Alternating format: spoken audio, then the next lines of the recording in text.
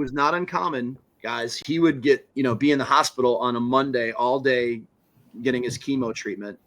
And then he'd leave and go home, and he'd still be like, they'd send him home and he'd still be getting it like through, and at his apartment. And they would, at some point on Tuesday, they'd come out and take it off him. So basically, Monday and half of Tuesday. So he went, certainly wouldn't come to a practice on Monday, and Tuesday, maybe he'd show up and watch. And then Wednesday, he'd like come and participate partially, and Thursday do a little bit more. And if we had a game on Friday, he'd play. And best we found, we don't know of an example of another athlete doing that. Welcome back to another episode of Not Even D2. I'm your host, KJ Allison. As always, here with my co-host, Naruto Perdomo. We got a really good episode for you guys today. But first, it's game day, Tuesday, January 7th, and it's in conference play, Boca Conference play in the E8. So talk to me about who you guys got today and maybe a little bit about your mindset going into it. Play Brockport today. Pretty sure it's at 7 or 7:30. I'm really excited to play them, but not much else to say other than I'm locked in, man. Conference play last year, senior year, you know what I mean? So I just want to go out with a good result, man. So locked in. What about you? We got Fisher tonight, and Fisher's always a really good team, and I feel like around the coach said it perfectly. Like around the league, people are just like, Fisher lost Dan Cook, they're not as good. But I mean, Coach Rosadonia is a really good coach. They're running a lot of similar concepts, so it's going to be a dogfight. Hopefully, like if we do our job, and Connor Williams is a great player, and it's going to be tough playing against him as well. But like you said, last year locked in, just trying. We already had our first game earlier in the year against Naz, but just trying to get a win, and we'll definitely have to give a recap on our first or your first EA game and my second EA game this year later on. But I mean, we got Coach Pat Juckem, head coach of WashU, but has also been the head coach at Coe College. UW-Oshkosh led Oshkosh to the national championship in 2018, I believe was the year.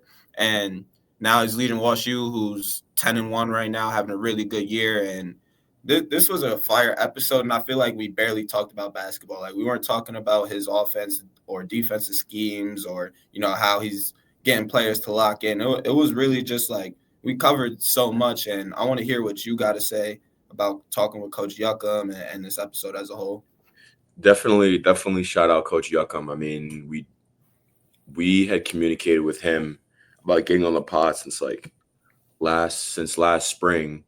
So we finally made it happen, and he supported us, on social media and behind the scenes for a long time now. So I was excited to finally, get him on the pod, and it was a great conversation. Like you said, it wasn't really, like you said, much talk about basketball. I felt like it was just a regular conversation and us trying to get to know him and talking about just life things, right?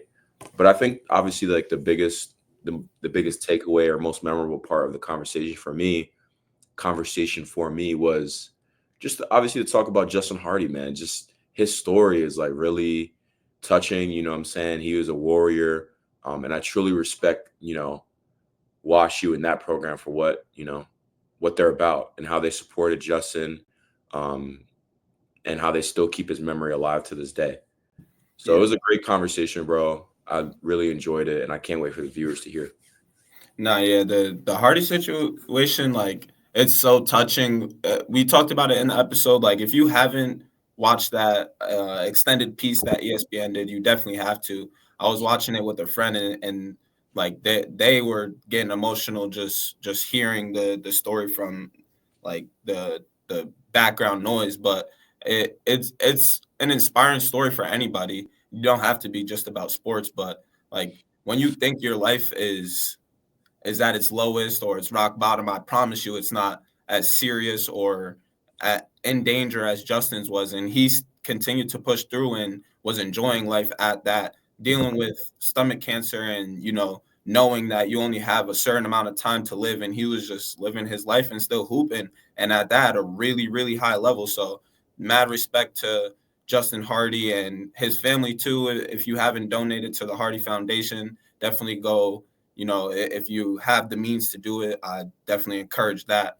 But I mean, I don't want to continue talking about it too much because we covered a lot about it in the episode, but it's just really inspiring. So go do your research on that situation and then come back and listen to Coach Juckem talk about it. But I mean, we talked about the UAA also in the episode, and I wanted to kind of talk about that a little bit with you because I feel like the UAA is kind of like put in their stamp on Division III as like we're clearly the best league in the country. I don't know if you agree with that statement, but I'm starting to think that. So I just like when I was talking about it in the episode about how it's super tough, you know, like traveling around and seeing different concepts of basketball. This is a prime example. Like the Emory and Rochester weekend, like that's your travel partner.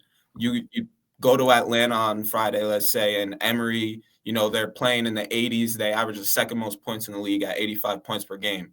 And then the Sunday game, you're going to Rochester and they play a slow down version. They like half court, slow possessions. They statistically average the least amount of points in the league. So it's just you're getting a variety of basketball styles, and you have to be good in those games because, like he said, there's no conference tournament. So, you know, you lose a back-to-back weekend, and it's like, wow, my season's really in jeopardy. But, I mean, I want to hear your thoughts about the UAA and this Division III landscape, but also any, like, players, teams you're specifically looking at this year. Dude, I mean, so here's my thing with like the conference battle thing, because you know it's been a hot topic on the Not Even D2 pod. It's tough.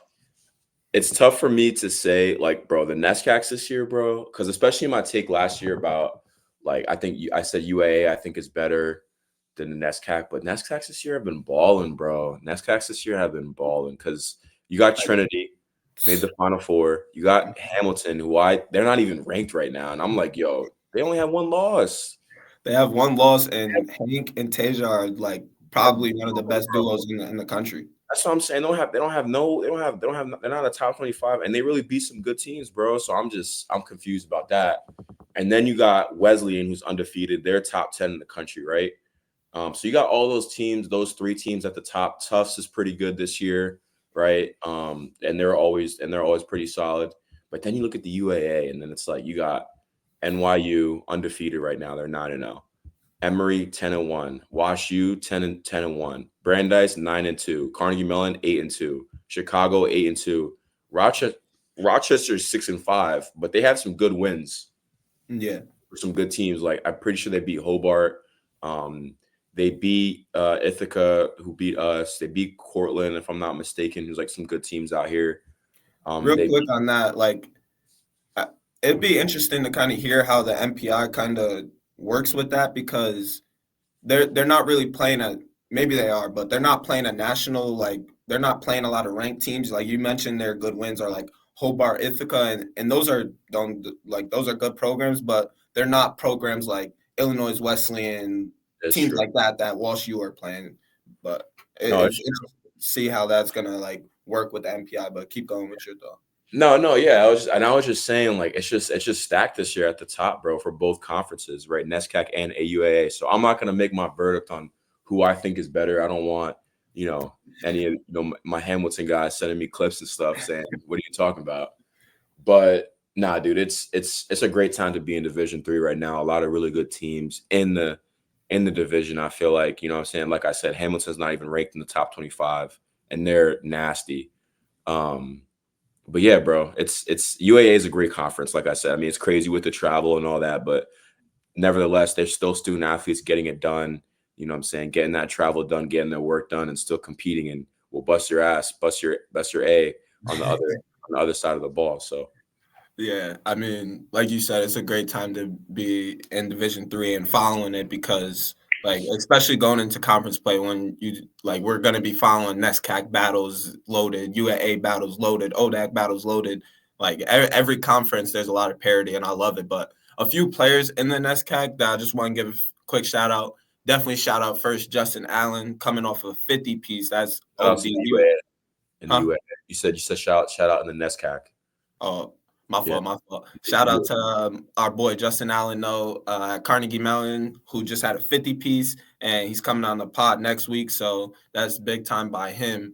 And then also, I just wanted to give a quick shout out to the duo of Jair Knight and Ben Pierce at Emory. They're both averaging north of like 17 points, and like you don't see that a lot. Like two players on the same team that are really good, just having elevated years where they're averaging close to 20 points per game. So I just wanted to shout those three guys out real quick. It's going to be a great conference to follow. And back to Coach Juckem, though. I mean, it was, like we said, a really good episode. We talked about a lot with him, the Hardy situation, how WashU came available, his memories from national championship run with Oshkosh, and, some lighter topics, the Spicy Ones interview that you brought up. So we just covered a lot with him, and we hope you enjoy this episode.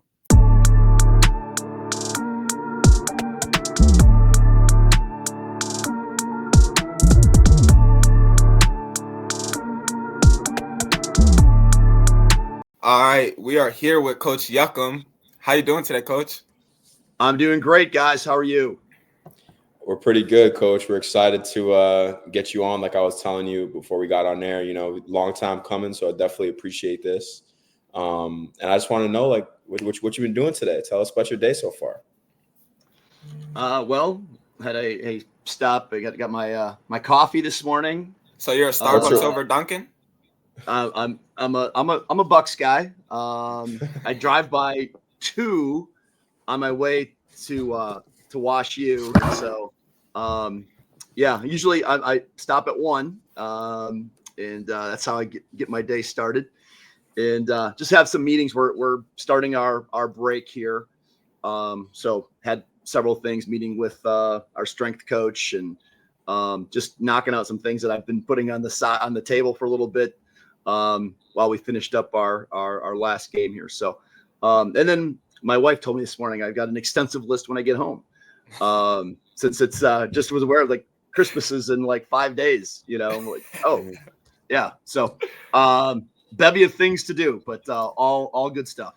So this will be released after Christmas, but what's the wifey getting for Christmas? Yeah. That's it. Well, we've got,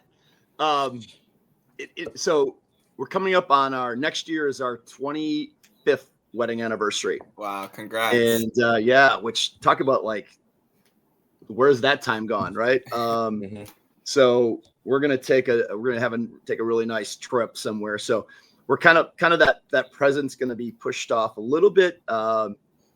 We've got a kind of an agreement, like like the holidays, always fall in the middle of the basketball season, no excuse, but my job is always like to get the lights on, get the tree up, get all the boxes of stuff.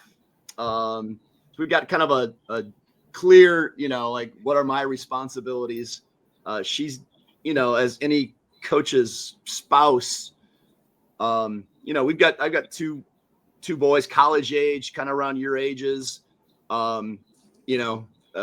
She's my wife's Alyssa, awesome, way smarter than me.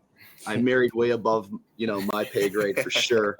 And it really, like, again, so outside of the season, I try to really, really pick it up and kind of overcompensate, because I know during like the 5 or 6 months, man, like it's just too much falls on her shoulders. So all good, but I'm very fortunate to have the family that I do and their support.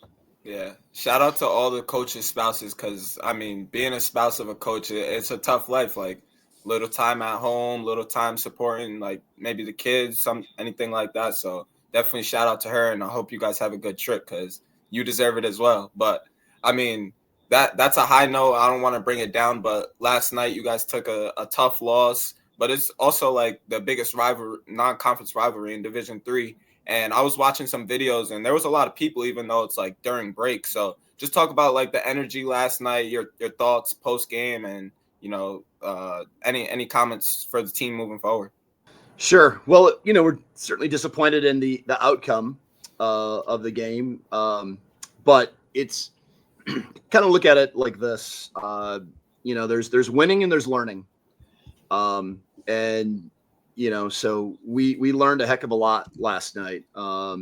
Illinois Wesleyan and WashU, we've got a great history. It's two storied programs. It's more than two good teams. It's two programs, that share a lot of history. There's a lot of pride and respect in this one, and they're very good. They played really well last night, and they were better than us last night. And I'm looking forward. I haven't had a chance to review the film and tear it apart. That'll be coming, and then I think something we always, whether we're, irregardless of the outcome, we try to really stick to our process and how can we get better. And, we were 9-0, and so we haven't tasted this side of it yet. And so I think our guys already, we just had to kind of create that mindset. Like we use the term Kaizen, like we're going to continually try to get better. And when you get beat, sometimes it just creates an environment that's a little more conducive to growth. And while you can grow through success and winning, that's the goal. Sometimes these are really good opportunities to see where we got exposed. Yeah, 100%. I mean, you guys were on a high, like 9-0, number 2 in the country. Like life is good, but sometimes you need that humbling experience to be like, we're not as good as we thought we were. We just got our butt kicked, and how can we get better from that? But what you mentioned, like tearing apart film, I'm always curious how different coaches go through the film aspect. Like when you have the team in film, are you like screaming at guys, or are you clipping stuff up? But like, how do you go about film? Yeah, we try to stay really consistent with, again, our process. And so, typically in a situation like this, a single game, my top assistant and I, we both will go through it, and I will typically look for, corrections from a defensive perspective, and then innovations. I mean, we love showing our guys positive clips of, hey, us executing our concepts at a high level. And Patrick McGrail, my top assistant, will do the same thing from an offensive perspective. And then we'll pull out, we meet with our guys individually to watch individual clips. So we'll pull some of those out. And then we like to go into our film sessions with ideally 2 themes. And this is evolved. I mean, I've been at this for a while now, and yes, you have. As the gray hair can suggest, right? But you're just like with our teams, we're trying to continually search for growth improvement. I think as a coach, we are doing that same. And so, our film sessions as a team are brief. They're relatively condensed. Our guys are busy. You guys know, you guys are living it. You guys got a lot going on. So we want to have a theme, and then have the clips that we show really fit. So I'll maybe do the defensive segment and culture and rebounding stuff that's identity for us, and show examples of us, where we can grow. And then I like if we have some examples hey man, this is us, this is an us clip right here. And then Coach McGrail will do the same thing offensively, and that really feeds right in then to the practice. We want to make sure that practice themes in our practice match up with our film.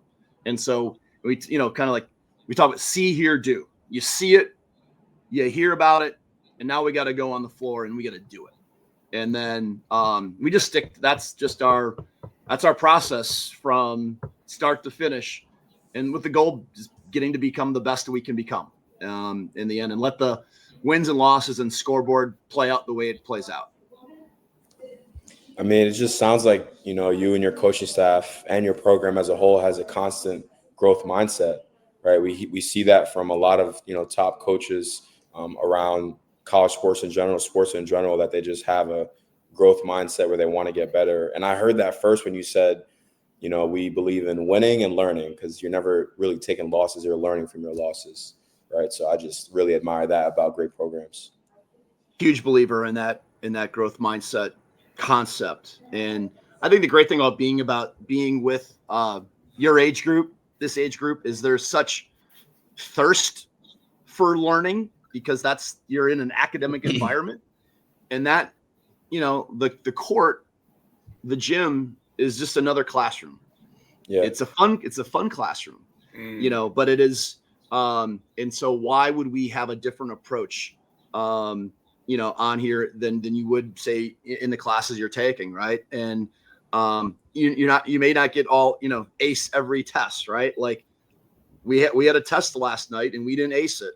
But that doesn't mean, again, in the big picture, in the long run, like falling a little short of expectations is sometimes, like, I think when we look back, now I'm going to get philosophical with you guys, but I love it. To this point, you're like, think about the things that you're most proud of, like your accomplishments to date that you're most proud of. Like, if you look at along the path that those things occurred, like there were probably times where there was some serious adversity, right? There was, and you found a way to overcome them. And, there were times where things look like, and it's kind of, you get to that crossroads, like, where am I going to go from here? And when, before there's light, there's always darkness. and so all our guys were like, listen, a journey is not this linear, smooth, like that's not real life. Like real life has setbacks, adversity, we've got a key injury right now. Like, well, hey, that's just what happens. And, if you have, again, a growth mindset and approach it the right way, it's got a chance to ultimately be the best thing for you individually or for you collectively. And so we just try to really, really kind of lean into that, as opposed to, okay, we lost a game and now the world's coming to an end. Like, you know what? Like that's not at all our mind. I think we're excited to get back together and see how we can improve. Like that's really the exciting thing. So I think I've personally evolved a lot as a coach. Like younger version of me didn't have that wherewithal.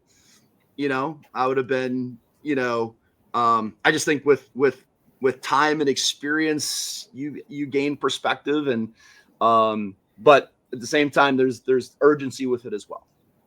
100%, Coach. So it's interesting. It's an interesting conversation because we lost our game before Christmas break. We played Hobart, which is a very good team, well coached by Coach Stefan Thompson. They have a lot of great players as well.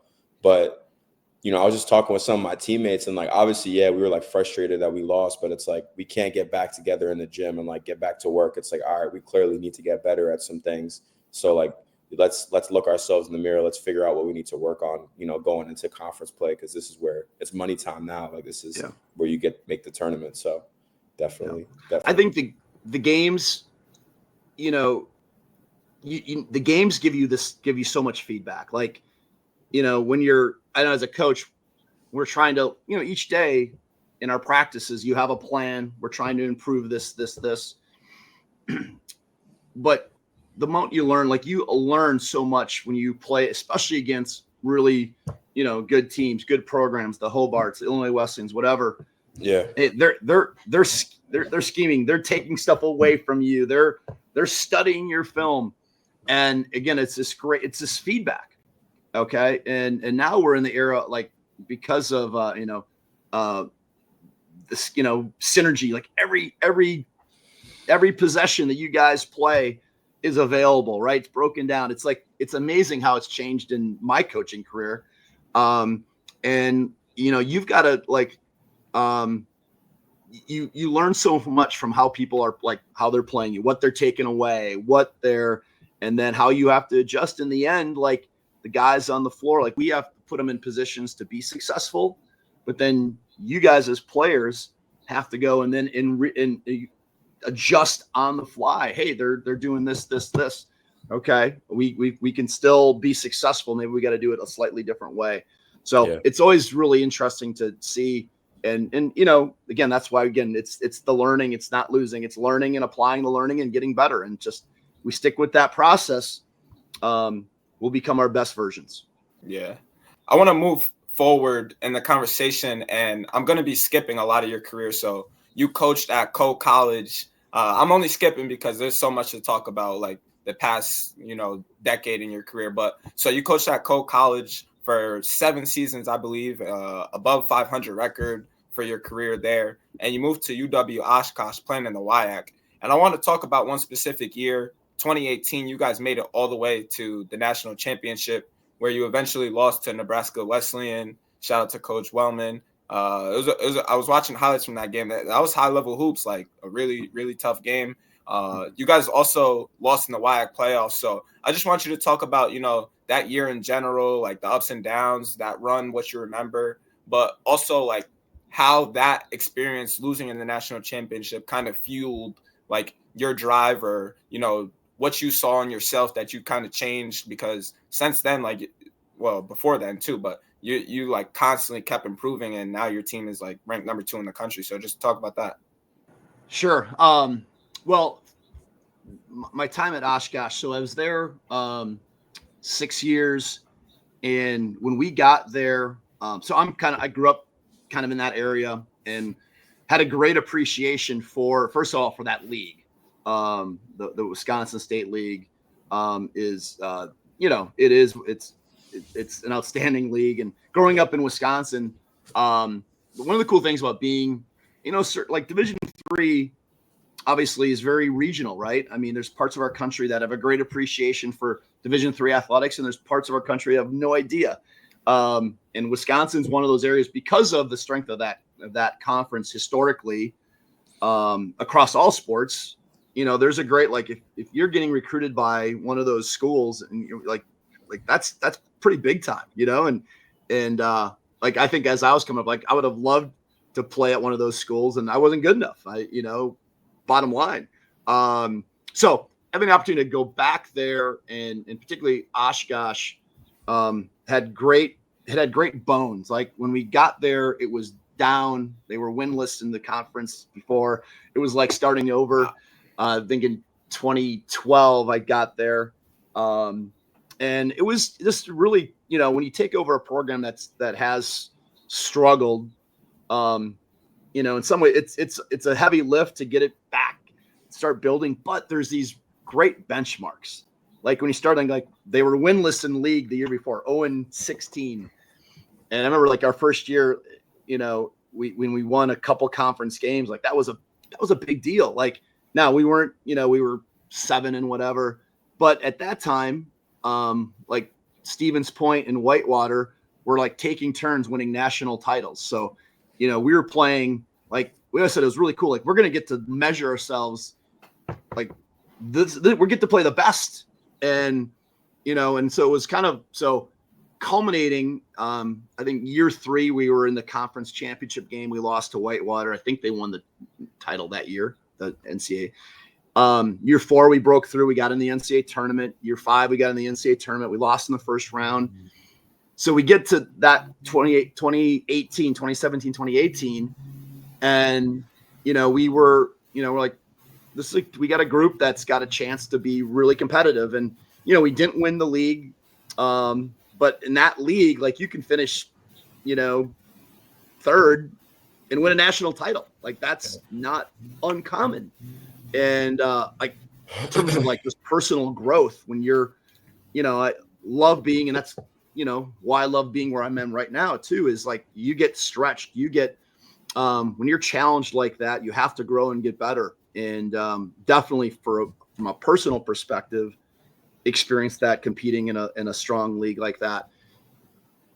That team we had, the league was a juggernaut, as it always is. And we got in the tournament, and we were on the road, and, we're thinking after our kind of on the eve of the first round of the tournament, we'd been knocked out in the first round the 2 previous seasons. And it's like, really kind of felt like, I don't say there's pressure, but, it's time for us to advance. Like we were, and I think we all within our program kind of felt, that kind of that heaviness or that pressure to, okay, this is 3rd year in a row we're in the tournament. Okay. And you got to be good to get in, and we're good. And you got to get a little lucky. And so we remember like the night before in our hotel of the opening round, we were at Wittenberg in Ohio, and we just, after our shoot around or after our practice on Thursday, I turned to my assistant like, all right, we gotta change it up. Like we gotta do something tonight that's normally we'd watch, do another film session, and like, you know what, so we ended up having like a game show or something like, and one of the coaches on our staff was an educator, super creative. He came up with this kind of game show concept, and we brought our guys in on Thursday night in our hotel, and they brought their scouting reports. I think we even had like the projector set up, like it looked like, and then we totally threw the curveball and had this just riotous, fun game show that, I just remember like I literally being in pain from laughing so much. And, we go out and we win 2 games and we repeated it. Then the next weekend we were the Sweet 16. We were in Rock Island, Illinois. Augustana was hosting the sectional. And we're like, all right, Thursday night, like we're doing it. And he came up with another kind of fun, I don't know, I think there's karaoke. There was, mimic the coaches, and we win both those games. We go to the Final Four, and then of course we stick with it. We do it again, and ended up, getting in the national championship game. And I still have like videos. I shot videos of some of the stuff from those sessions, and it's so cool to look back at, and remember. And sometimes, like, again, talk about my own learning, like, try to put myself in the shoes of you guys, right, in that. And it's like, we've been at it for what, 5-6 months, it's just, can we sometimes you just need to have fun. Sometimes you just need to like loosen the mood a little bit. Like, we're about to go play a really big game. Yeah. We don't want to be stressed about like who's on the scout. Like, let's just kick it with my guys, good coaching staff. Let's have fun. I definitely see how that kind of like, released some pressure and propelled you guys to the chip for sure. No doubt. And it's like so much of this, like when you look back, I think when you get done playing, no one cares really who was like all conference or how many points KJ you scored, what you remember are these moments. And a lot of times these moments weren't on the floor. They were, again, like these collection of experiences. And when I look back at like that season, and certainly, making to the Final Four in the championship game, but what really stands out to me is some of those, that Thursday night hotel, goofiness was, we'll never forget that. And when you have that, and I think I don't know if you guys have ever read the book of basketball, the Bill Simmons book of basketball. Shout out Bill Simmons, the GOAT. Shout out to him. Well, he's got that chapter in there called The Secret. And it's, I've used this every year with our team because it's basically, Isaiah Thomas talked about, the secret to the Bad Boys Pistons. The secret to basketball has nothing to do with basketball. The secret to basketball is about you get a group that's selfless, that's willing to sacrifice for one another. Okay. Put, egos aside and for the betterment of the team. And we all know in basketball, being a synergistic sport, like that is the secret sauce. But it's so hard. Like, how do you arrive at that? How do you get a group to do that? Because it goes against kind of like human nature in some regards, right? So we every year when we start out, we talk about like what the secret is, and harken back to that. So Bill nailed it with that interview in that chapter. Yeah, 100%. Coach, so I didn't realize this until I was saying it out loud. So you made it to the national championship, and then the next year you left for WashU. And we were just talking to Coach Kane at Johns Hopkins a few hours ago, and he was saying that they finished 28-2 the year before at Keene State, and then the year after he left for Johns Hopkins. And he had his own internal reasons, or going to a program like Johns Hopkins where the athletic department is just top tier. So I want to hear from you, like, one, how the opportunity arose to come to WashU, but also like why you left after, a national championship appearance. Well, it was really, it was hard to leave Oshkosh and that team because we had everybody. I think we had one senior, Charlie Noon, 2 seniors on that team, but we had the bulk of that team coming back and really poised. And they ended up, winning the national championship next year. My assistant, Matt Lewis, became the interim, did a great job. He's the head coach there. He's phenomenal. So any credit to what we built at Oshkosh, Matt was a massive part of that. Tough to leave that group. Wasn't part of my master plan I wasn't looking to leave for sure.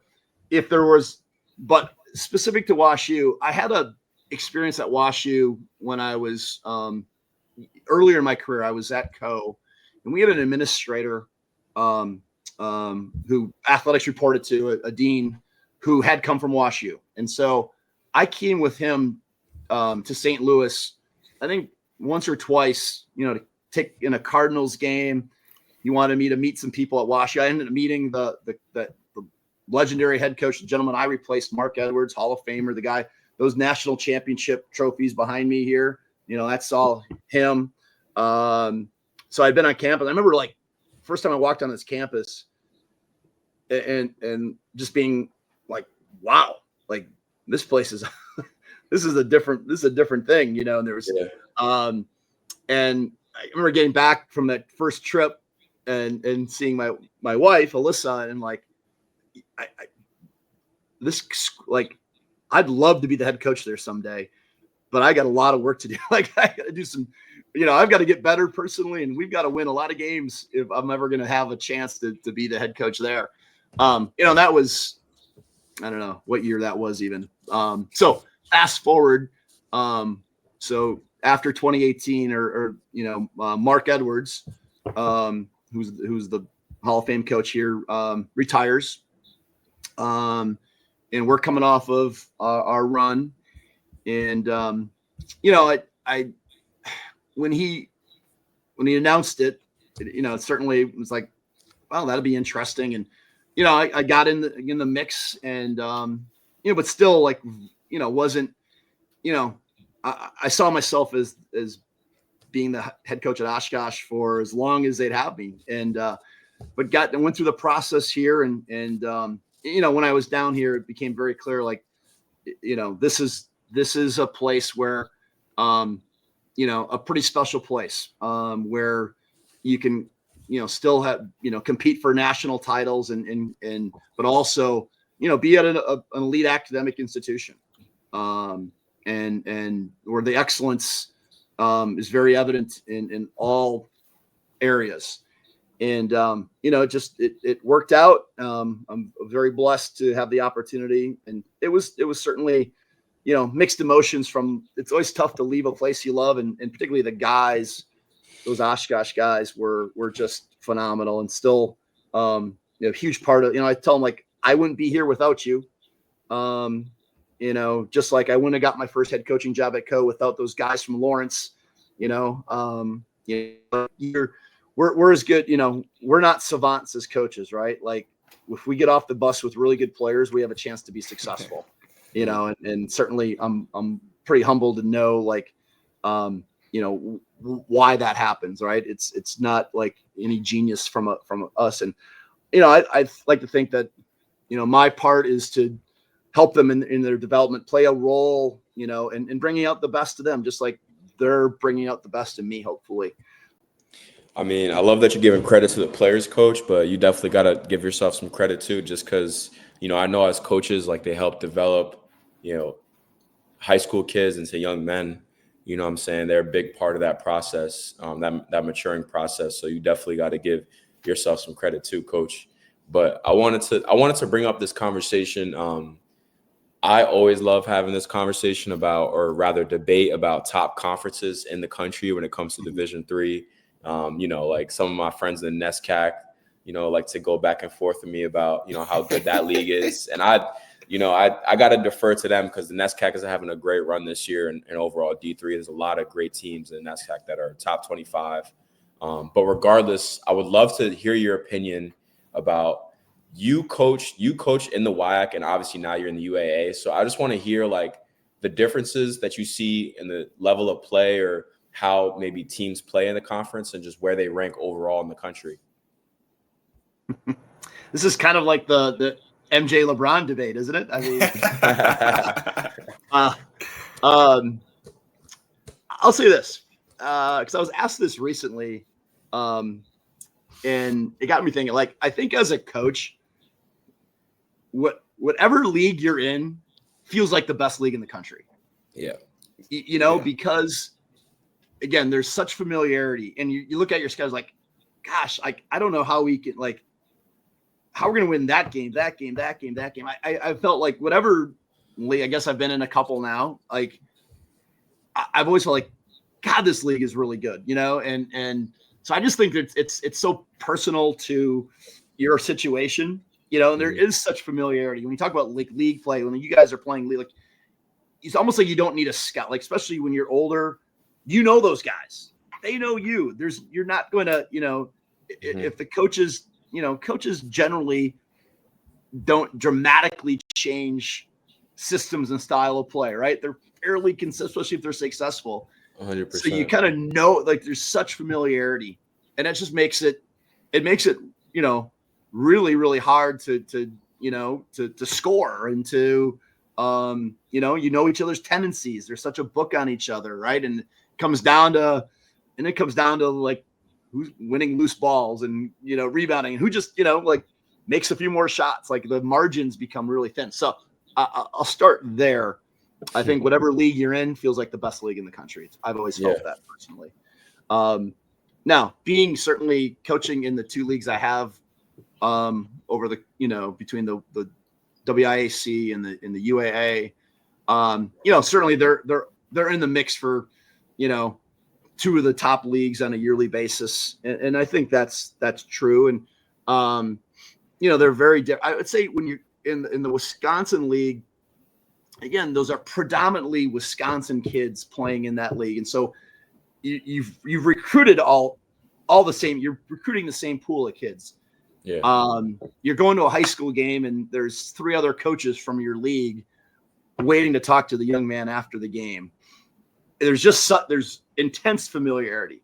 With the UAA, we're so spread out, and there's a pool of kids that get recruited by a lot of the same schools, but it's a different beast that way. And I'd say stylistically, it seems like there's a little more variance in style of play in the UAA, which has been kind of like from a geeky, technical, tactical standpoint. It's been really fun to be exposed. And I think I'm a king thief. Like I love to steal. Like if something's like, if they're getting us on some action, well, maybe we need to like apply this, and use it, because if it's getting us, and we're pretty good defensively usually, in the Wisconsin league, we were, I guess maybe the word's more homogeneous. Like there was a lot like half court, man to man, grind it out. Really good, just physical as physical can be. There's probably been a little more variance, and that's been really fun to see the different styles and be exposed to a little broader, diverse approach.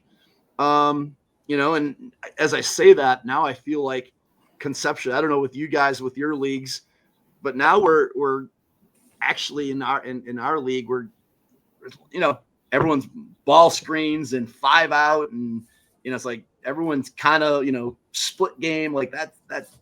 It's maybe getting a little similar to I don't know.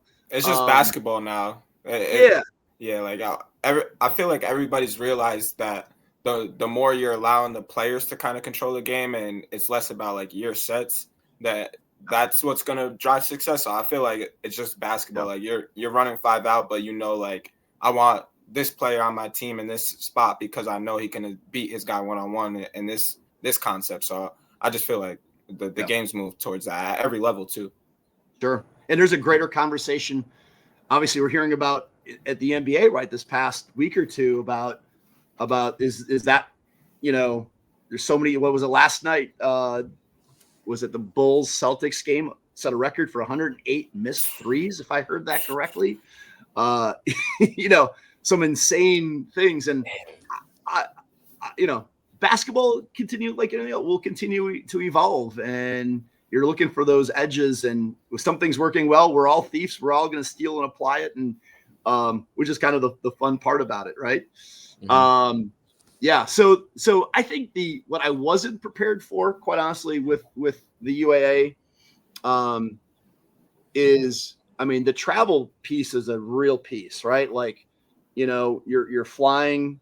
In our case, we're flying to our games, and then we're playing, Friday night, Sunday afternoon, and then if we're on the road, we're traveling on Saturday in between. Like, we're playing NYU Brandeis.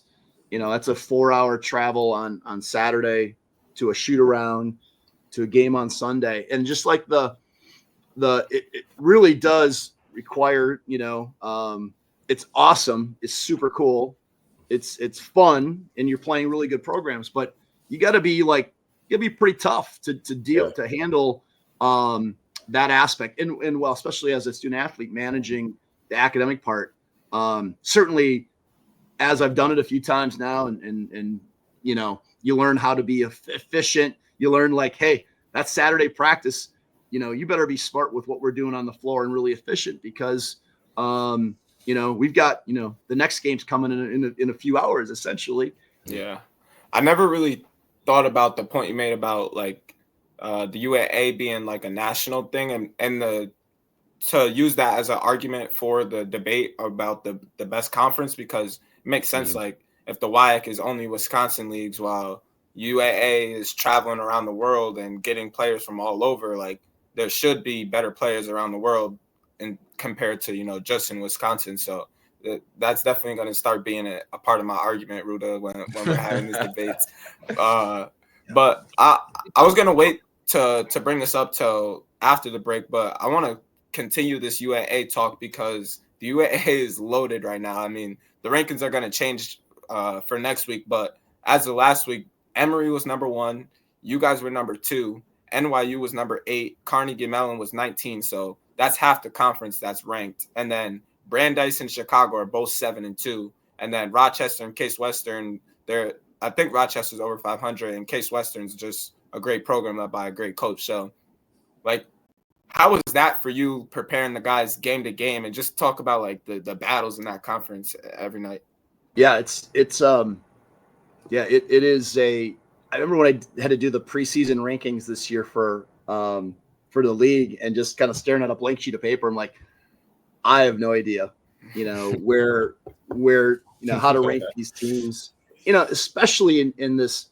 And again, maybe it's coming somewhat to an end of, with the COVID eligibility and certainly, I think a lot of our schools in this league, have a good deal of grad programs. Some have really taken advantage of the grad transfers, and kudos to them. I mean, that's been an available talent pool that wasn't out there, 4 years ago, and that's only added to the competitiveness. It's like, it's really old. It's seasoned. It's along with really good coaches. There's really, there's not a lot of difference between, whatever 1 and 8 in the league. And I think it's going to bear out probably pretty similar this year, and you're going to, you might get, knocked on a Friday night, and you gotta, just be super resilient and gritty and go back, because you could, every team is quality, and you can, ultimately we look at it as, I see iron sharpens iron, let's embrace, that's why you come to a place like WashU, is you want to be in that, you want to, be really tested. You're going to be tested and challenged in a whole host of ways here, certainly, academically, but also, in the athletic realm. Why should it be any different? It's the ultimate test. And again, if we have that right approach of being about growth, then this is the place for you, because you're going to be really tested, especially in the current environment in this league. It is, there's just it's quality from throughout, and That's what makes it fun. And I love, there's a purity to it, right? We have to this point still no conference tournament.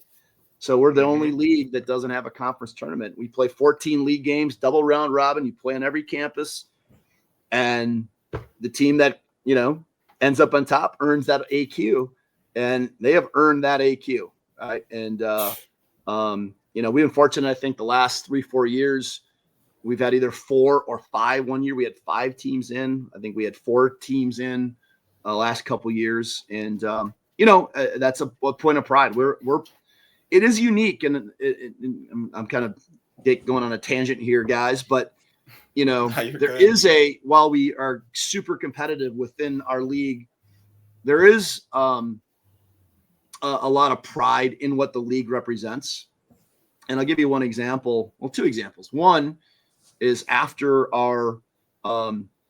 we play, what's been our Sunday game for us. We have historically played at noon on Sundays. We have a meal with the opposing team right after. That's tough. And yeah, and it's pretty unique. And I remember when they told me this is what we do, I'm like, what? What are we doing? But after experiencing it, I totally get it.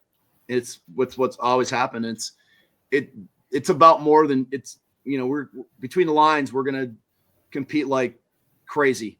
But then it's about a little bit bigger than that even. And to have, I think as a league, the coaches, we really embrace and model it, that our student athletes, they're going to run in similar circles beyond our institutions.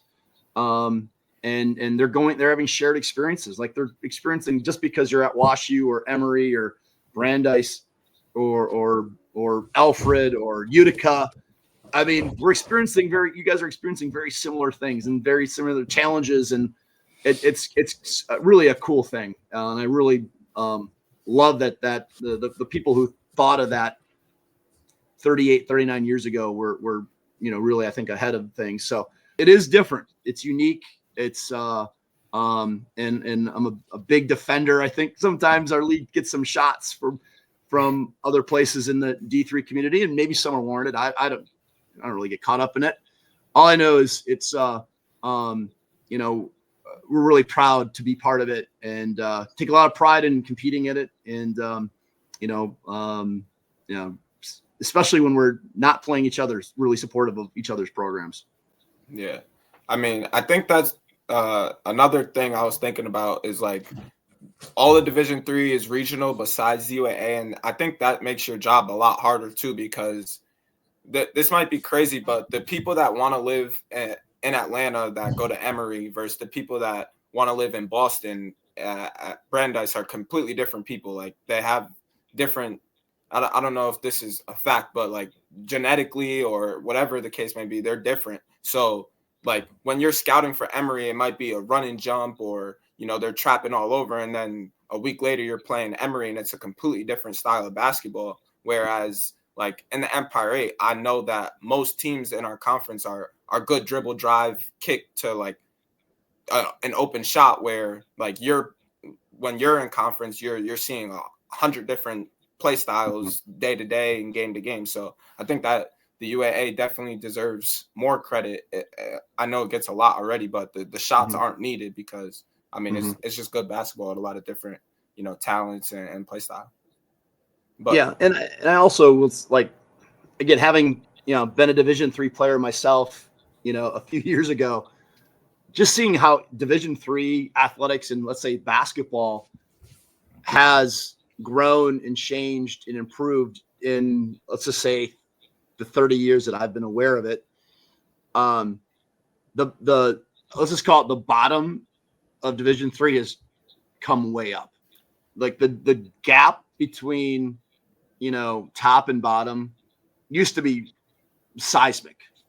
I don't think it is anymore. I think that there's just more good basketball players out there, and they're dying for places to play. And we can talk, not to get into like the current state of, college athletics at the highest level and what that means, blah, blah, blah, blah, blah. But it's just, there's more good basketball being played throughout this country, throughout all these leagues. There's good players all over the place, and maybe they're not always at the name schools or the most recognized schools, but man, it's just and I think it's going to continue. Like to get on one of the, to be on a Division III basketball, you gotta be a good player. You gotta be really good, and I think institutions that I've supported, I mean, athletic programs are the driving force for a lot of schools like surviving right now.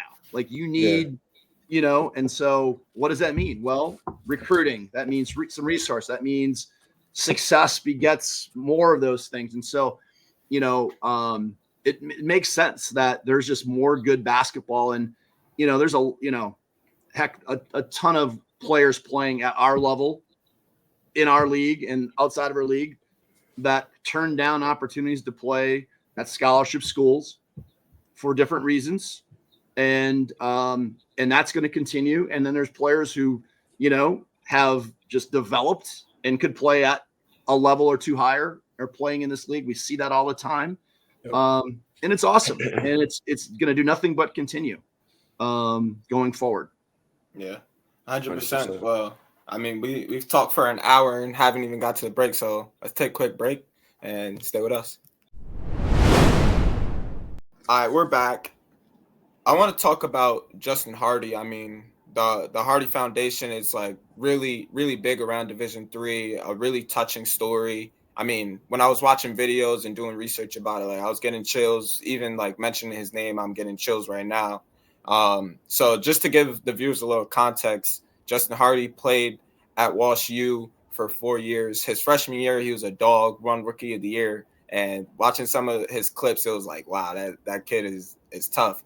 And then, sophomore year and junior year, he's dealing with COVID, or the country's dealing with COVID. So his junior year was canceled. And then senior year, he gets diagnosed with stage 4 stomach cancer. And I mean, I wouldn't know how to deal with that, like moving forward. And I mean, it started spreading during the season, but that didn't hold him back at all. Like, I mean, he was first team all conference dealing with stage 4 stomach cancer, which more chills just arose in me. And then he also had his career high that year. And I mean, I know that affected you a lot, like just hearing some of your interviews. So I want to hear from you, like what it was like coaching Justin Hardy, how that affected you, and just, if I missed anything about the story, add on to that. Yeah, we could probably a whole separate podcast on what Justin meant and his story.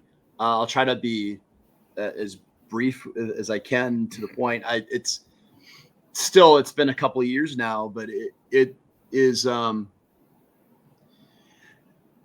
don't think there's ever been anything like it. This young man was playing. I'll give you one example. He was diagnosed in late April. He lost. I mean, this guy he was 6'5", 215, 220, jacked. And he lost they threw everything at it in terms of a treatment, and he lost 50 pounds. He was down to like skin and bones over the summer. And I remember thinking, like, I just hope, because he was set to graduate in 3.5 years from WashU. He had a semester left, and we're like, God, it'd just be awesome. We're coming back. We hadn't played his junior year. We're gonna start playing again in 21. Could he just make it back to graduate, to be around our guys, right? So we get to the start of this academic year, and I think I was showing a recruiter on campus, and I came into our gym, and Justin was here, and he was like doing the mic and drill. And that was the first time I'd seen him like on the court, and I'm like, oh, that's kind of interesting, cool. That's first of all awesome. I can't believe but he's just literally like, that's what he's doing, the mic. And then I saw him like a little while later, and he's like, Coach, I was talking to my doctors, and I said it was okay that I start working out a little bit. And great. He goes, my goal is to get back to be able to be at practice, like to be able to practice with you guys. And, I was like, oh, geez, that would be amazing, and never think. And so that was probably like early September. Well, practice starts October 15th. By October 15th, he was practicing and, like at some fraction of what he was as a athlete player. But we were just like, it was like every day was a blessing. Like, oh my God, like Justin is like, he's with us, and we get to the first game and he's playing. And in fair, he was, again, not anything close to what he was, but just, it was so inspiring that he's playing. And, what he didn't lose, like he's an explosive athlete, but what really made him different is his IQ, his feel for the game was so elite. And he didn't lose. In fact, it probably brought that out even more. He had to really rely on that. Like he couldn't blow by anybody anymore. He couldn't dunk over someone, but he was so savvy and he could just kind of orchestrate. But during this, he was still undergoing treatment. So it was not uncommon, guys. He would get, be in the hospital on a Monday all day getting his chemo treatment. And then he'd leave and go home and he'd still be like, they'd send him home and he'd still be getting it like through, and at his apartment. And they, at some point on Tuesday, they'd come out and take it off him. So basically, Monday and half of Tuesday. So he went, certainly wouldn't come to a practice on Monday. And Tuesday, maybe he'd show up and watch. And then Wednesday, he'd like come and participate partially. And Thursday, do a little bit more. And if we had a game on Friday, he'd play. And best we found, we don't know of an example of another athlete doing that. Nope. I don't know that we've tried to, like, and maybe it's happened, but if it is, pretty rare. And we could write, this really should be it should be a movie. Yep. Like his story. And one of the cool things, again, I could go a lot of different directions. He's it's tragic that we lost him in the Hardy Foundation. Like it's one of it, and it's really driven by, I'm fortunate to be on that board, but his parents are amazing. His siblings are absolutely rock stars. And they're they're giving scholarships out to to athletes who want to go play in Division III. And this is open to anybody. Like, go to the Hardy Foundation website. There's a scholarship application. They're putting money into gastric cancer research. And so whether it is his impact here on our campus, in our athletic department, he is going to continue to evolve and impact so many people because, just because of who he was and his story and how he handled it. And I'll if you haven't, and again, it's been a couple of years now. And so his story is not known by everybody, of course. But anyone who hasn't seen it should go and watch the long piece that ESPN did on him. And it's called Mind. If you just, Google Mind Over Matter, Justin Hardy, it'll pull up about a 10-minute piece that ESPN did. And I think it's just, it's so personal because we lived it here. But even if I had no idea, if you don't know him, like it is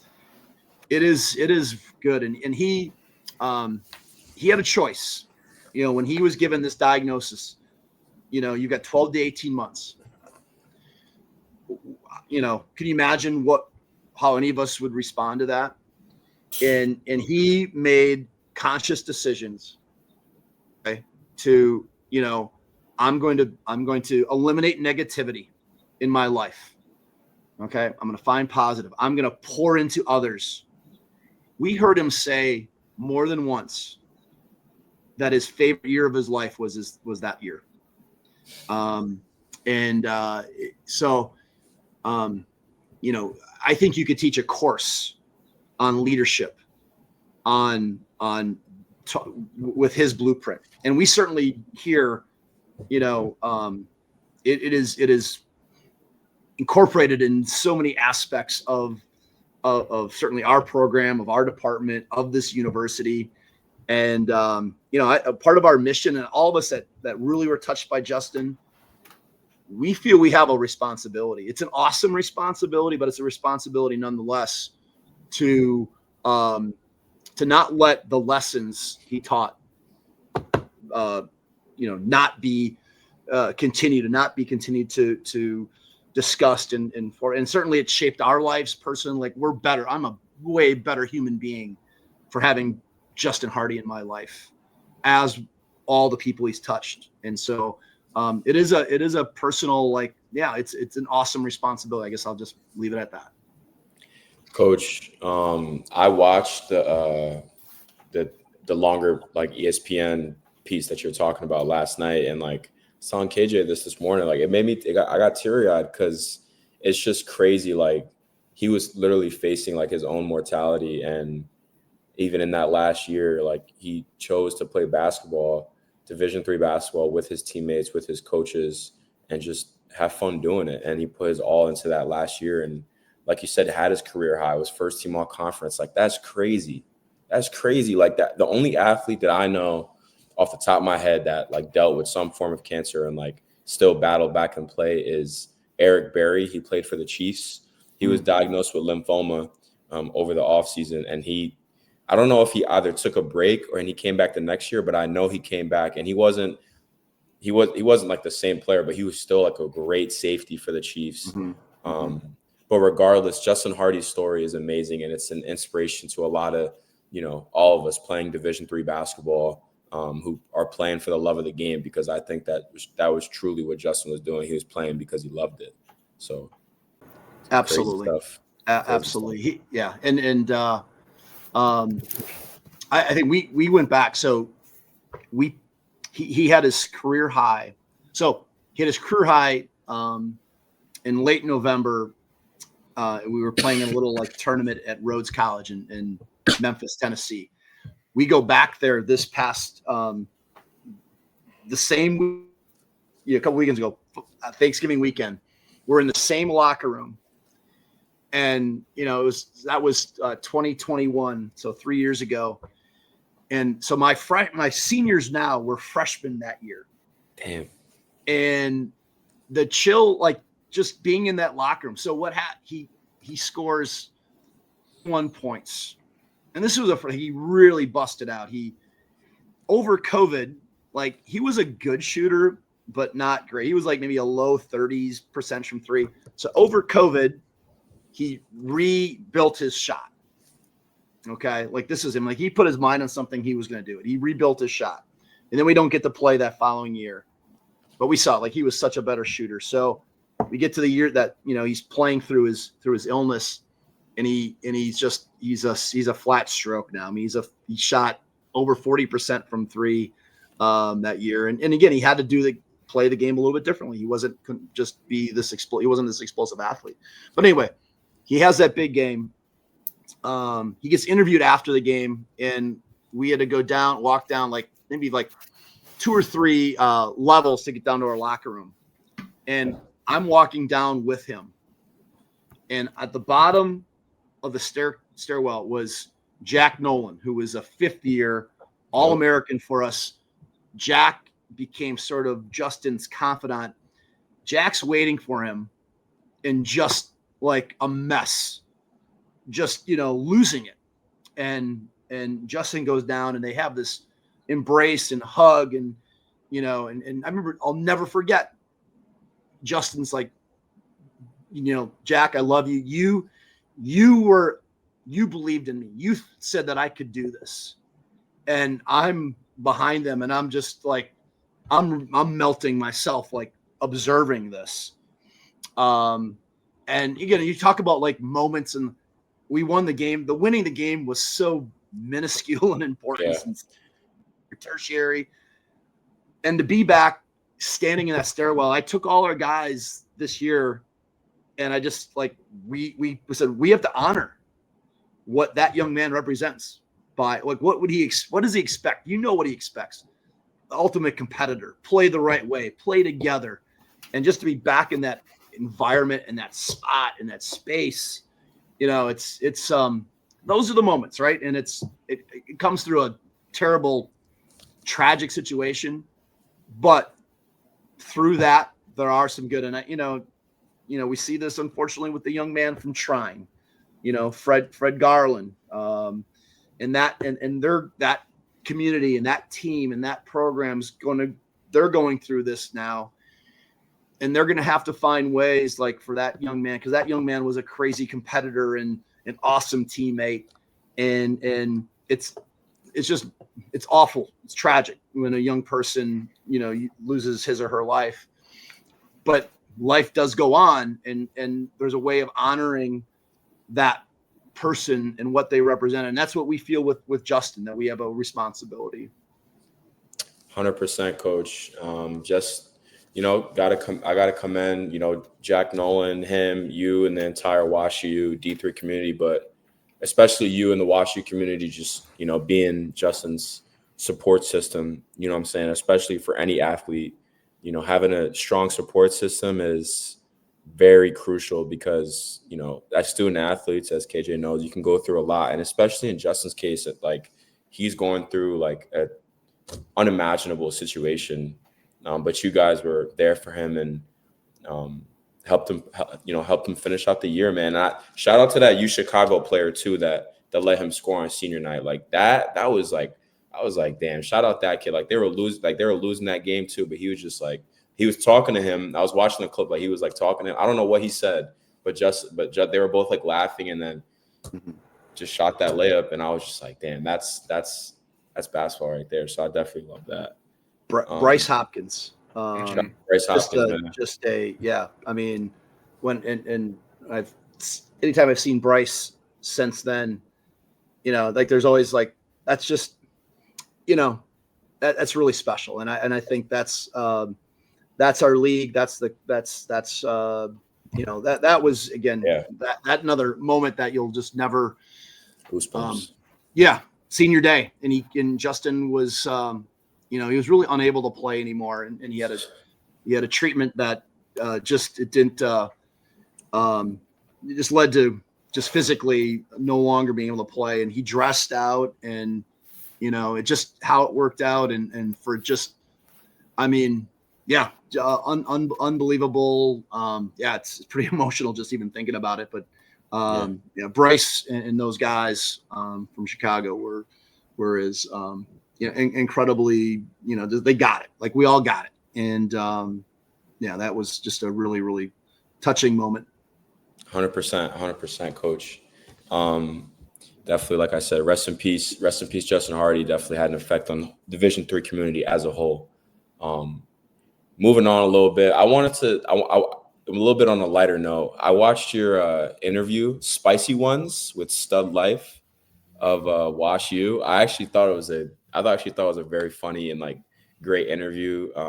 Shout out those guys; they did a good job. But you had a quote or line in there talking about you want to find players who you have a philosophy that you can either live it or you love it when it comes to basketball.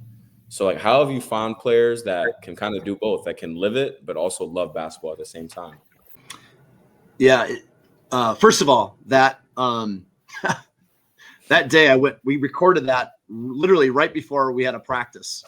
And so I went right from that recording to practice, and it was one of the most uncomfortable practices because my stomach was, some of this, I don't know what I ingested. They put on some of those, and what they should not be. Sure. And so that was the time. But those guys were great. Our Stud Life people are fantastic. And so what? Okay, I lost my train of thought here. No, you're good. You're good. I was saying that you live and love. Yeah. Live it and love it. Yeah. So I actually, like many things I've stolen, I think our baseball coach here, Pat Bloom, we were talking about just approach to just recruiting in general, and maybe at an institution like a WashU, and he kind of shared he looks at it there are those who leverage it, like it, love it, live it. Kind of a 4-tier. And like, yeah, that makes a lot of sense. I totally agree with that. The problem is we can't, like, unlike a SAT, there's no like test we can give for that, right? Like, where do you fall on the continuum? Yeah.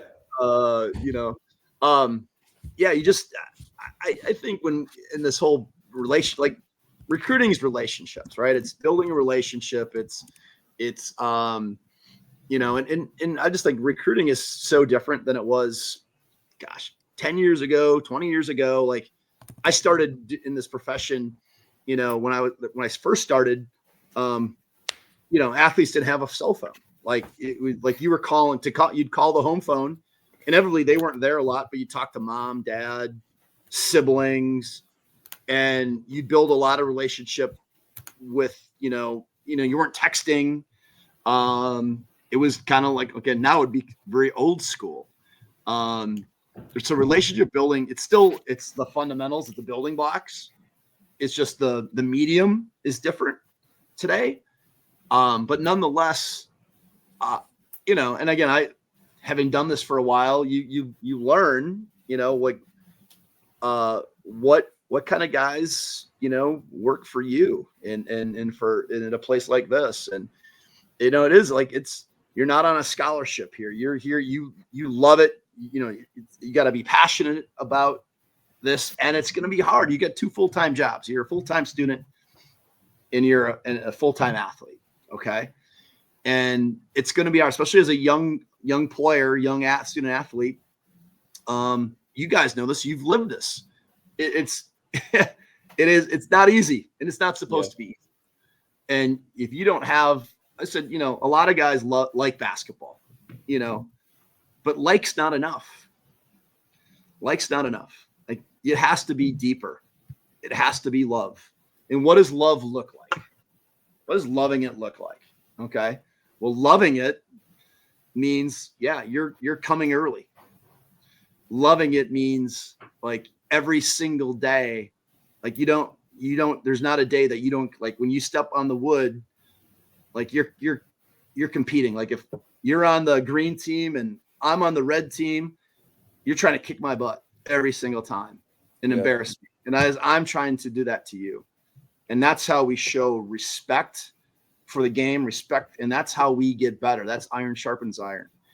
And, we talk a lot about, I think I stole this, I don't know who, maybe Chris Beard or someone I saw talked about, like, 4 to 7. Sometimes we're practicing, like, it's not just the 4 to 7. It's what happens from 7 p.m. to 4 o'clock the next day. Like, sleep, nutrition, training room, sports performance, let alone the academic responsibilities. Like, that's process. We've got to be 7 to 4 p.m. guys just as much as we need to be 4 to 7 p.m. guys. Mm-hmm. If we're just 4 to 7 p.m., we don't separate from anybody else. Like, everyone can be good from 4 to 7. Can we be really good from? That's love. And then the highest level is living it. Like, that's the highest part. Like, if you're in the live it. And so we always say, like, the bottom tier for us is love. And I'm pretty direct in the process with young men. Like, if you don't love it, then we're not a great place for you. Yeah. And some guys, like, when you're 17, 18, maybe you're not even self-aware, but it's like, just to talk through, like, this is what this, like, I look like, if I have in my office, like, our standard is these guys right here. Like, that's why I came here, to a place that we aspire to do that. And doesn't mean we're a failure if we don't reach it, but that's what can happen, because it's happened before. This is a program that's, had 39 consecutive winning seasons, hopefully 40 if we, can keep going. Like, that's what we do here, but it ain't easy. It's hard as hell. 100%. And Coach, I was kind of confused, like, reading or listening to Neruta's, like, question about it. Not that he did a bad job explaining. I was just kind of confused, like, where your answer was going to go, but I can definitely see, like, why your teams have been successful over the years, like, with that philosophy and, hoping for the best for you guys. And there was, like, 4 to 5 questions that we wanted to ask, but we've just been recording for so long. So we're going to move to the rapid fire and start in 5 edition. So let us know when you're ready for rapid fire. Let's roll. All right, Coach. First rapid fire question. I just want to hear, just name some of your favorite basketball memories that you've had over the last however many years you've been coaching.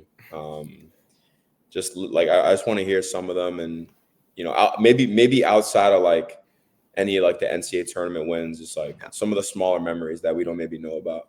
Yeah, well, a couple of them we've actually hit upon some of them today, right? Yeah. With some of the stuff with Justin and mentioned the hotel room with the Oshkosh, but yeah, so I'm going to point to so when I was an assistant at Lawrence University, 2000 to 2005, I think I've mentioned that was that's my alma mater. We were just very okay to below average when I was there as a player. But we got in the 02, 03, 04, 05. We that program got rolling, and we made an Elite 8 in 2004. Went back second round 2005. I left after that. 2006, they went undefeated in the regular season. They were number 1 in the country, and this is a school of 1,200 students. It's known more for music. When I was playing there, there'd be 100 people in the stands, and I felt like I was related to about 30 of them. And and then 10 years later, standing room only. We had to actually erect new bleachers in there because the crowds were overflowing. Anyway, I'm going to fast forward. We had those teams just got inducted into the Hall of Fame at Lawrence back in early November. Kind of that 03, 04, 05, 06, that era.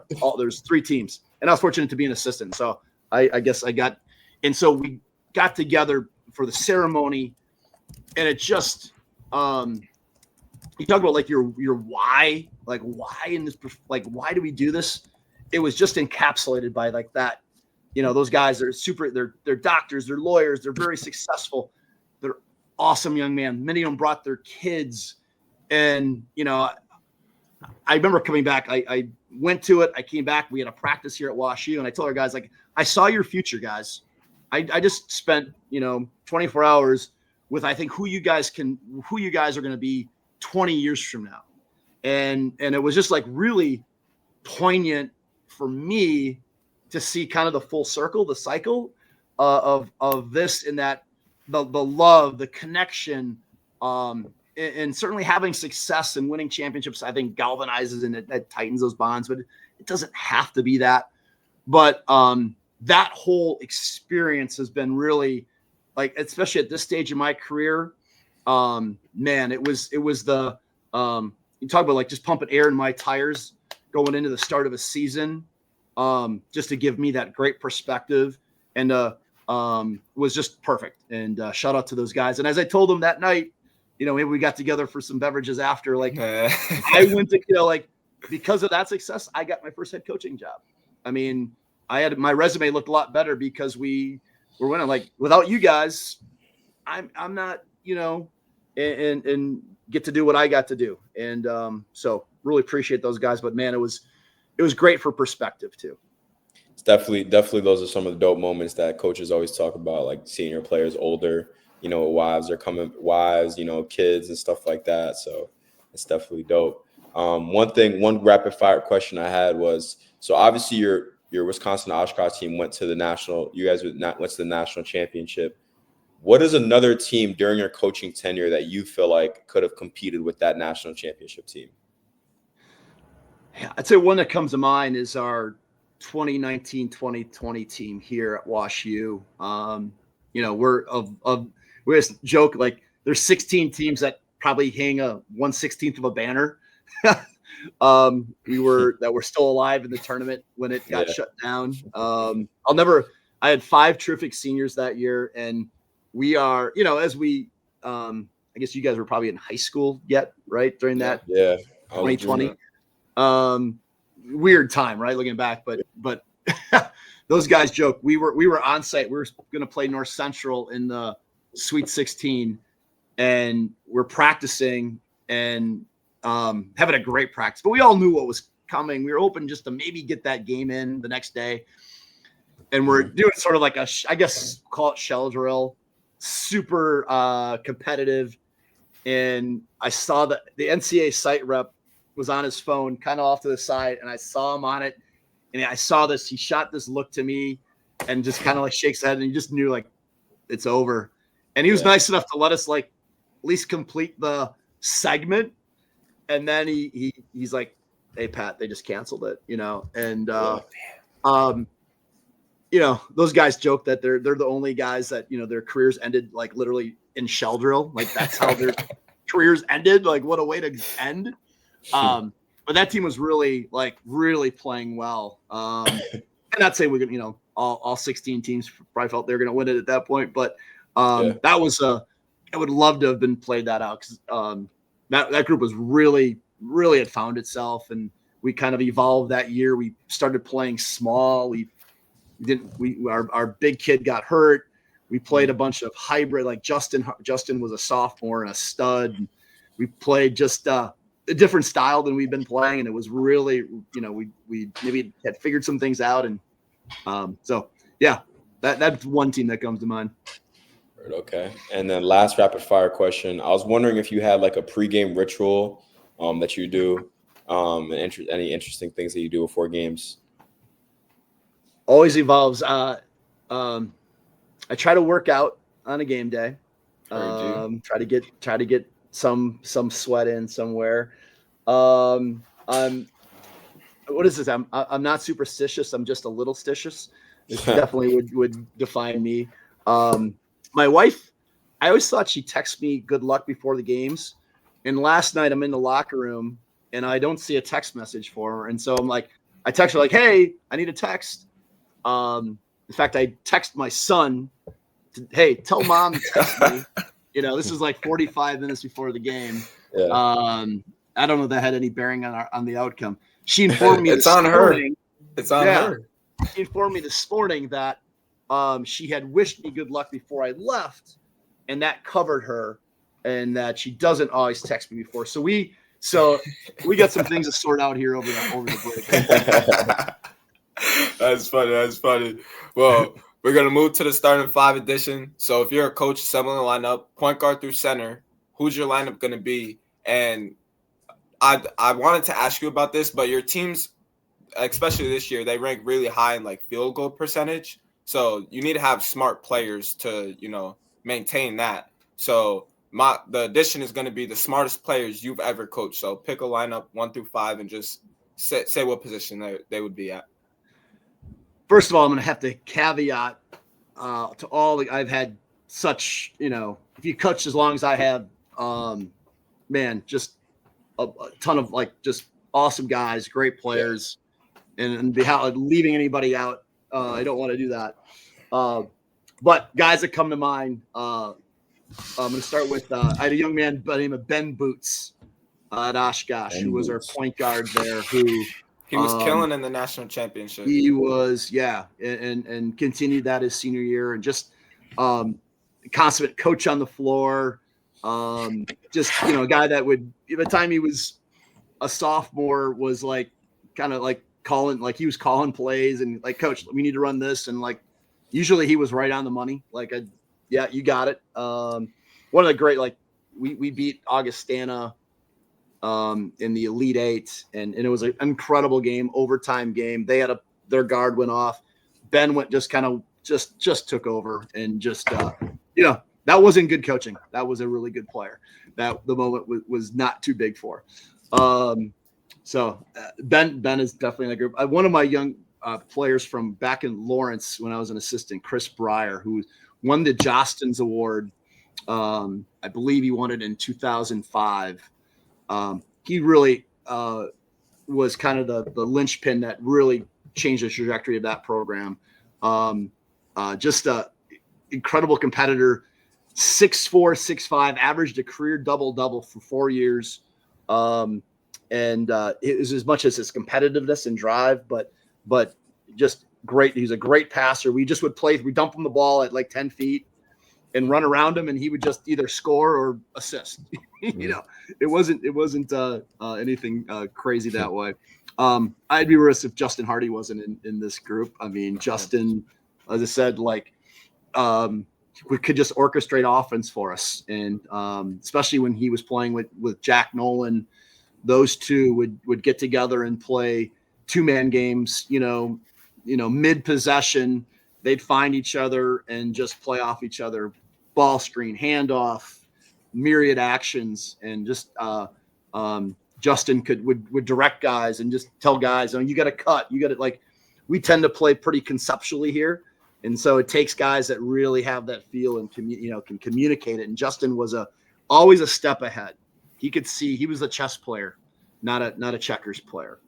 4 in the 5. Okay. Well, Breyer, I'd say Breyer would be kind of my 4-man probably.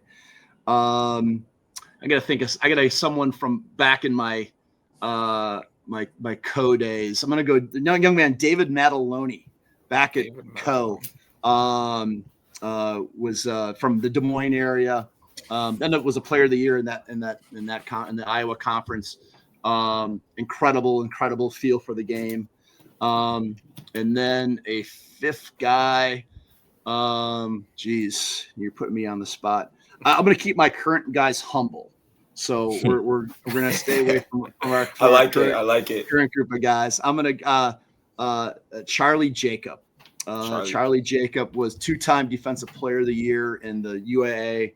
And really grew, and is kind of cool. Just we still pull out some clips of him from time to time just to teach our guys like, hey, this is I don't know if you guys are perimeter players, but man, like the amount of like ball screens and handoffs and DHOs and gets and stuff that you've got like you got to have a motor, and he was unbelievable. He's just extremely competitive, but had a feel for how to like be physical without fouling.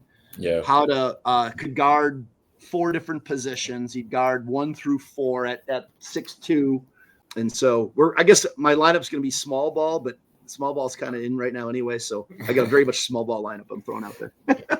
a bunch of dogs too. I definitely think that lineup is tough, but that's going to do it for another episode of Not Even D2. We definitely appreciate your time, Coach, after the game. And we're looking forward to see what WashU got the rest of the year. We might need a part 2 or something to cover the questions we didn't get to ask. Let's do it. Let's come back, and I'd love to come on. I just again commend you guys. You're doing awesome work. I think it's amazing. Again, as student athletes yourself, like you find time. Clearly, this is a passion, but man, I'm looking forward to digging into your inventory and listening. The ones I listened to have been fantastic, and so humbled and thankful, and good luck to you guys. I know you're seniors, and really enjoy, leave your legacy. Clearly you are, and excited to follow you guys going forward as well. Appreciate you, Coach. All right, to end this episode, we're going to do another segment of Only in D3 where Ruda and I tell you what it's like to be a Division III student athlete, and a story specifically like centered around Division III that you want to see at other divisions. So I don't know if you want to go first or you want to hand it to me, but let's do it. So my Only in D3, I guess not story. It's more so I think it's a funny thing like surrounding D3. A lot of people know, obviously, like with Division III, like the roster sizes are very big, right? So when I came into my freshman year, like I didn't know that the freshman, like the freshman class was like, because they had like I was a COVID class, so we already had like a big class because of that. But I didn't know that like you would have like almost 20 people for at least Utica on the roster. Yeah. So throughout my years here, it's been like we've had like high roster numbers, right? So usually when we go to away games, bro, every time we go to an away game, there's always like 3 or 4 seats missing at the start of the game. So the game will be starting and like we're still missing like seats at the end of the bench. You know what I'm saying? I usually sit at the front now, but But like when I was a freshman and sophomore and stuff like that, I would sit towards the end, and there would always be seats missing. They would always forget to hook us up, and we had to like sit on the floor for like the first 2 minutes of the game. So I guess that's an only in D3 thing for me that I think is kind of funny. Nah, yeah, especially being underclassman, it's like no chance I'm getting a seat today if there's not enough because everybody else is pushing me to the end. Yeah. Not like it, but my only in D3, I'm gonna do something from like this week. So obviously it's break. Nobody's on campus besides us and the girls team, and I'd say I'm a pretty big gym rat. Like I like getting in the gym, and this week we have like the 12 to 2 schedule, but the gym is closed if like nobody's there, like if none of the coaches are there, it's just locked. So I haven't been able to get in the gym, and this is mostly centered around Mike Moskowitz, Coach Moskowitz of the girls team. He's having doubles, so they do 10 to 12, so I can't get in before, and then they do like 4 to 6 when the building is actually closed at 6. So this is for Mike Moskowitz. You entered the only in D3 segment because you're hosting doubles. It's been super hard for me to get in the gym. I'm feeling weak. And if I have a bad game today, I'm blaming it on Moskowitz. And that's going to be our segment of only in D3. If you enjoyed that segment in this episode, definitely subscribe. Go follow us at Not Even D2 on all social media platforms. And thanks for tuning in to another episode of Not Even D2. Make sure you subscribe. Make sure you follow us on Instagram, Twitter. That's the best way to support the channel. And all episodes released on iHeartRadio, Pandora, Apple Podcasts, Spotify, wherever you listen to your podcasts. That's going to do it. And we'll see you next week on Thursday. Yo, bro, that was a fire episode. OD.